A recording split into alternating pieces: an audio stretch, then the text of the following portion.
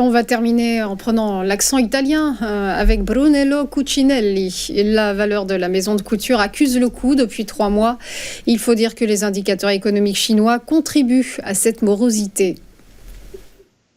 Exactement. Donc là, on est dans une valeur du luxe italien, mais une vraie valeur de luxe, si je puis dire, puisque là, maintenant, on voit bien, hein, ça fait maintenant 2 ans que les valeurs du luxe sont dans la tourmente, et on voit bien qu'on est en train de trier entre les Hermès chez nous, les LVMH qui sont entre les deux, et les Kering qui est considéré, voilà. Bref.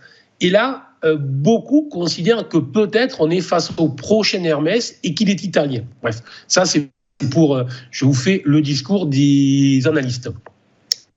Sur le plan technique, si j'étais resté sur des données jours, le graphique n'était pas beau. Autrement dit, je vous aurais pas mis un entourage vert comme je vous l'ai mis là, je vous aurais mis un entourage bleu ou sûrement rouge, autrement dit de neutre à baissier. Mais ce qui m'a intéressé là, et c'est pour ça que je vous ai mis des données hebdomadaires, pour prendre vraiment du recul. On voit bien que c'est une valeur qui est passée de 20, 25 à 120 sur son point haut en moins de 2 ans. Hein. Donc un parcours haussier vraiment spectaculaire qui vient de passer de plus de 120 à 86,35 ce matin, donc une baisse là aussi sérieuse.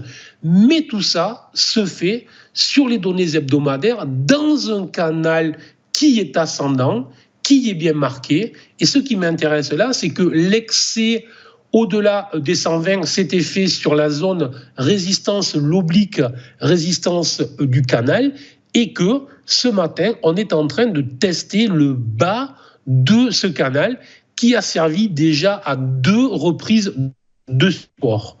Autrement dit, je ne suis pas en train de vous dire qu'il faut acheter agressivement cette action sur les niveaux actuels, mais je suis en train de vous dire que s'il y a peut-être une action du luxe à regarder en ce mois de juillet, s'il y en a une qui a connu un des parcours les plus remarquables depuis 3-4 ans, c'est cette action, et là, elle est sur un niveau support dynamique. Donc, surveillez très attentivement s'il y a ou pas une réaction des acheteurs sur les niveaux actuels.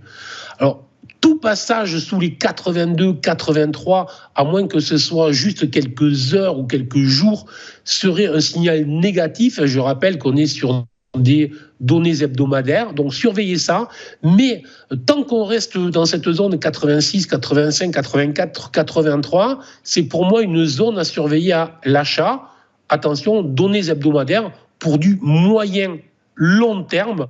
Là, on n'est pas pour la semaine prochaine. Voilà, donc signal positif, signal d'achat potentiel sur cette action à surveiller avec prudence, bien évidemment, et avec un horizon de temps qui, lui, se portera sur plusieurs trimestres.